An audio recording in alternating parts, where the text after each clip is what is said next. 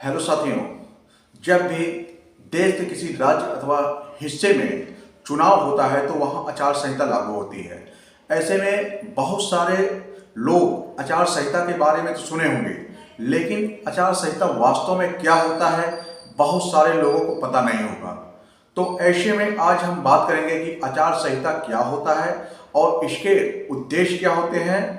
लेकिन उससे पहले यदि आपने चैनल को सब्सक्राइब नहीं किया है तो कृपया सब्सक्राइब कर लें, जिससे आपको हर कानूनी अपडेट मिलती रहे। साथियों, किसी भी राज्य में चुनाव से पहले एक अधिसूचना जारी की जाती है। इसके बाद उस राज्य में आदर्श आचार संहिता लागू हो जाती है और नतीजे आने तक आचार संहिता जारी रहती है। मुक्त और निष्पक्ष चुनाव किसी भी देश के लोकतंत्र की बुनियाद होती है। दुनिया के सबसे बड़े लोकतंत्र भारत में चुनाव को एक उत्सव की तरह मनाया जाता है और सभी राजनीतिक दल और वोटर्स मिलकर इस उत्सव का हिस्सा बनते हैं। चुनाव की इस आपाधापी में चुनावी मैदान में उतरे उम्मीदवार अपने पक्ष में माहौल बनाने के लिए सभी तरह के हथकंडे आजमाते हैं। ऐसे में चुनाव लड़ रहे सभी प्रत्याशी और सभी राजनीतिक दल वोटर्स को लुभाने की हर संभव कोशिश करते हैं। साथियों, दरअसल चुनाव आचार संहिता वो दिशा निर्देश होता है जिन्हें सभी राजनीतिक पार्टियों को मानना होता है। आचार संहिता का मकसद चुनाव प्रचार अभियान को निष्पक्ष व साफ सुथरा बनाना और सत्ताधारी राजनीतिक दलों को गलत फायदा उठाने से रोकना होता है। साथ ही सरकारी मशीनरी का दुरुपयोग को भी रोकना भी आदर्श आचार संहिता के उद्देश्यों में शामिल होता है। आदर्श आचार संहिता को राजनीतिक दलों और चुनाव लड़ने वाले उम्मीदवारों के लिए आचरण एवं व्यवहार का पैरामीटर माना जाता है। दिलचस्प बात यह है कि आदर्श आचार संहिता किसी कानून के तहत नहीं बनाई गई है, बल्कि यह सभी राजनीतिक दलों की सहमति से और विकसित हुई है। सबसे पहले 1960 में केरल विधानसभा चुनाव के दौरान आदर्श आचार संहिता के तहत बताया गया कि चुनाव के दौरान क्या करें और क्या नहीं करें। 1962 के लोकसभा आम चुनाव में पहली बार चुनाव आयोग ने इस संहिता को सभी मान्यता प्राप्त राजनीतिक दलों में वितरित किया। इसके बाद 1967 के लोकसभा और विधानसभा के चुनाव में पहली बार राज्य सरकारों से आग्रह किया गया कि वे राजनीतिक दलों से इसका अनुपालन करने को कहें, और ऐसा हुआ भी। इसके बाद से लगभग सभी चुनाव में आदर्श आचार संहिता का पालन लगातार हो रहा है। गौरतलब है कि चुनाव आयोग समय समय पर आदर्श आचार संहिता को लेकर राजनीतिक दलों से चर्चा करता रहता है ताकि इसमें सुधार की प्रक्रिया बराबर चलती रहे। तो साथियों, आइए जानते हैं कि आदर्श आचार संहिता की आवश्यकता देश में क्यों पड़ी। दरअसल एक जमाना था जब चुनाव के दौरान घरों की दीवारें पोस्टरों से पट जाया करती थी और लाउड स्पीकर का कान फोड़ो सो थमने का नाम नहीं लेता था। दबंग उम्मीदवार धन बल के जोर पर चुनाव जीतने के लिए कुछ भी करने के लिए तैयार रहते थे। चुनावी जीत के लिए नेता और राजनीतिक पार्टियां साम दाम दंड भेद का सहारा खुलकर लिया करती थी।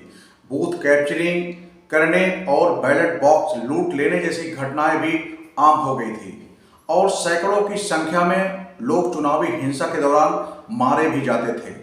उस दौरान चुनावों में शराब और रुपए बांटने का खुला खेल चलता था। ऐसे हालातों में आदर्श आचार संहिता एक आशा की किरण बनकर सामने आई। अब कहीं पर भी चुनाव होने पर आदर्श आचार संहिता लागू हो जाती है और इसका सबसे बड़ा उद्देश्य चुनाव को पारदर्शी तरीके से संपन्न कराना होता है। इसके अलावा समय से पहले विधानसभा का विघटन हो जाने पर भी आदर्श आचार संहिता में प्रावधान किए गए हैं।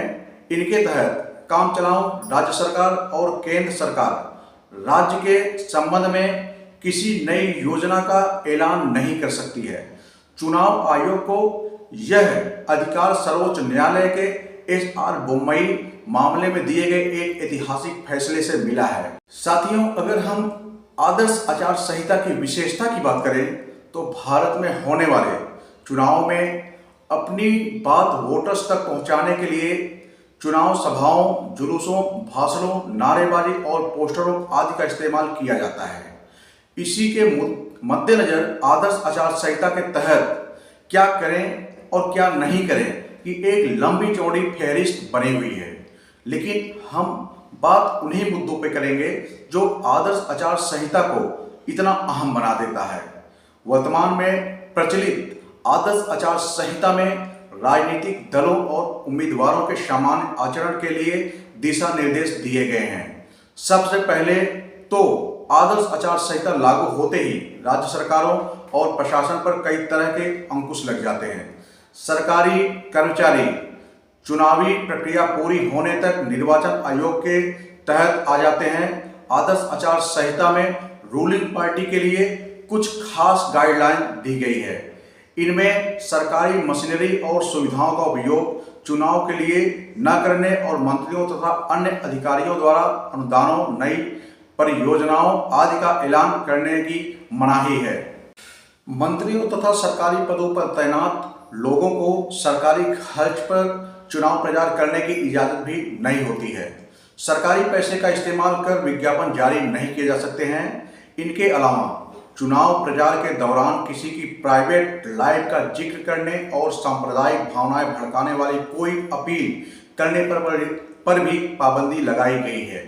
यदि कोई सरकारी अधिकारी या पुलिस अधिकारी किसी राजनीतिक दल का पक्ष लेता है तो चुनाव आयोग को उसके खिलाफ कार्रवाई करने का अधिकार होता है।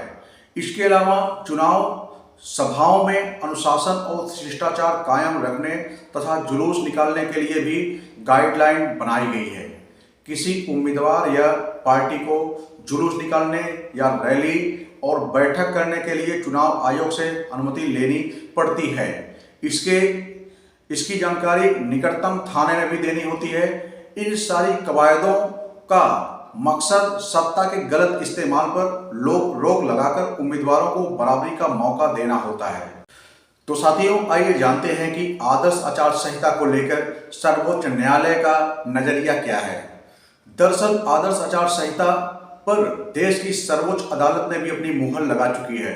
सर्वोच्च न्यायालय इस बाबत 2001 में दिए गए अपने एक फैसले में कह चुका है कि चुनाव आयोग को नोटिफिकेशन जारी होने की तारीख से आदर्श आचार संहिता लागू माना जाएगा। इस फैसले के बाद आचार संहिता के लागू होने की तारीख से जुड़ा विवाद हमेशा के लिए समाप्त हो गया है। अब चुनाव अधिसूचना जारी होने के तुरंत बाद जहां चुनाव होने हैं वहां आदर्श आचार संहिता लागू हो जाती है। यह सभी उम्मीदवारों, राजनीतिक दलों तथा संबंधित राज्य सरकारों पर भी लागू होती है। साथ ही संबंधित राज्य के लिए केंद्र सरकार पर भी लागू होती है। तो साथियों, यह जानकारी आपको कैसी लगी कमेंट करके जरूर बताएं और यदि आपने चैनल को सब्सक्राइब नहीं किया है तो उसे सब्सक्राइब कर लें, जिससे आपको हर जानकारी मिलती रहे। धन्यवाद।